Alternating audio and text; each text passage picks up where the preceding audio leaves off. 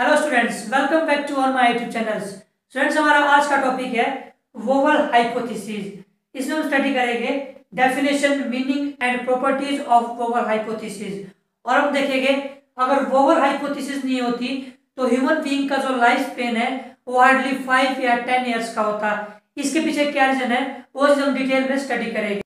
So students, vowel hypothesis को study करने से पहले आपको कुछ कंसेप्ट बिल्ड करने होंगे, लाइक एंटीकोडॉन क्या होता है, कोडॉन क्या होता है। सो एंटीकोडॉन क्या होता है, अगर आपने टीआरएनए का स्ट्रक्चर देखा होगा तो वेल एंड गुड है, अगर नहीं देखा तो आप यहाँ देखिए। इस तरह से टीआरएनए का स्ट्रक्चर होता है, उस पास एक 5 प्राइम एंड होता है और एक 3 प्राइम एंड होता है जहां पे एमिनो एसिड्स बाइंड कर सकते हैं, और उस पास एक एंटीकोडॉन लूप होता है, इसको बोलते हैं हम एंटीकोडॉन, जिसके पास डिफरेंट सीक्वेंस होती है न्यूक्लियोटाइड्स की, है ना स्टूडेंट्स। और आई बात कोडॉन की। कोडॉन क्या होता है, अगर आपने एमआरएनए देखा होगा, एमआरएनए के सीक्वेंस में जैसे देखो ये 5 प्राइम टू 3 प्राइम मैंने आपको एमआरएनए दिखाई है, और इस तरह से बहुत सारे न्यूक्लियोटाइड होते हैं एमआरएनए पे, बहुत सारे न्यूक्लियोटाइड्स, और 3 न्यूक्लियोटाइड को एक कोडॉन कहा जाता है ना। तो अब देखते हैं, देखो normally an anticodon recognise one codon. Normal case में क्या होता है, एक एंटीकोडॉन जो है, ये वाला एंटीकोडॉन ओनली एक ही कोडॉन को रिकॉग्नाइज करता है, और एक कोडॉन जो है ओनली एक ही एमिनो एसिड को स्पेसिफाई करता है। But in case of vowel hypothesis it states that the 5 prime end of anticodon, this one is the 5 prime end of anticodon, show non-standard base pairing with several bases located at the 3 prime end of codon। इसका मतलब क्या हुआ कि जो 5 prime and है anticodon का, ये non standard base pairing करता है 3 prime end of codon. Non standard मतलब, पहले मैं आपको स्टैंडर्ड बेस पेयरिंग के बारे में बताता हूँ। आरएनए में 4 टाइप के न्यूक्लियोटाइड्स पाए जाते हैं, एडेनिन, ग्वानिन, साइटोसिन और यूरेसिल। एडेनिन बाइंड करता है डबल हाइड्रोजन बॉन्डिंग के साथ यूरेसिल के साथ, और ग्वानिन ट्रिपल हाइड्रोजन बॉन्ड से बाइंड होता है साइटोसिन के साथ। ये होती है standard base. Non standard binding क्या है, जब आपका ग्वानिन बाइंड करेगा यूरेसिल के साथ, ये नॉन स्टैंडर्ड है। साइटोसिन के साथ स्टैंडर्ड है, यूरेसिल के साथ नॉन स्टैंडर्ड है। और आपका यूरेसिल बाइंड करेगा ग्वानिन के साथ, वो भी नॉन स्टैंडर्ड होगी।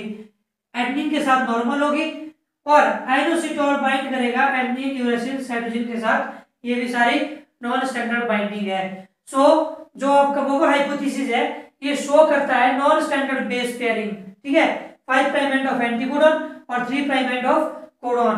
So first base of anticodon and third base of codon.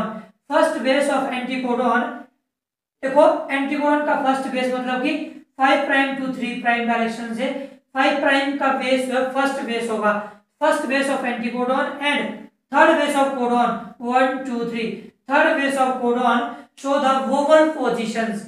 यही जो है वोवल पोजीशन शो करता है। और जो ये दो बेसिस है ये मोस्टली कैसे रहते हैं, सेम रहते हैं। अब यहाँ पे एग्जांपल से दिखाता हूँ। जैसे आप यहाँ देख पा रहे होगे, ये फर्स्ट बेस है एंटीकोडॉन का और ये थर्ड बेस है कोडॉन का। ये वाला जो कोडॉन है ये स्पेसिफाई होता है आर्जिनिन एमिनो एसिड के लिए। अगर third base of codon replace हो ग्वानिन के साथ, यहाँ पे यूजी, तो मतलब कि जो ये भी कोड करेगा आर्जिनिन के लिए ही। तो वोवल हाइपोथेसिस बोलता है कि एक एमिनो एसिड मल्टीपल कोडॉन को कोड कर सकता है, मतलब कि vowel explain the degeneracy of genetic code. यही मतलब होता है डीजेनरेसी का, कि एक एमिनो एसिड जो है वो मल्टीपल कोडॉन को कोड कर सकता है।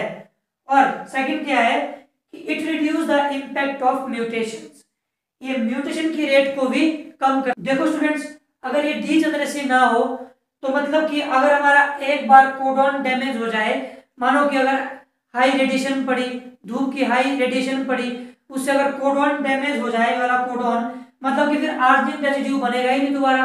अगर आर्जिनिन रेसिड्यू बनेगा नहीं तो प्रोटीन नहीं बनेगी, प्रोटीन नहीं बनेगी तो ह्यूमन बींग्स की जो लाइफ स्पेन है वो डिक्रीज हो जाएगी, क्योंकि अगर प्रोटीन कम होगी तो अल्टीमेटली जो है वो डेथ रेट जो है इंक्रीज हो जाएगा।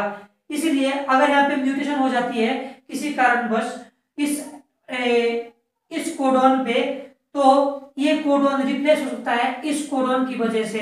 या यहाँ पे बहुत सारे कोडॉन्स इस तरह से रिप्लेस हो सकते हैं और डीजेनरेसी शो करेंगे और म्यूटेशन की रेट को डिक्रीज करेंगे। तो इससे क्या होगा कि ह्यूमन का लाइफ स्पेन है वो इंक्रीज हो जाएगा। So this is all about of Vover hypothesis.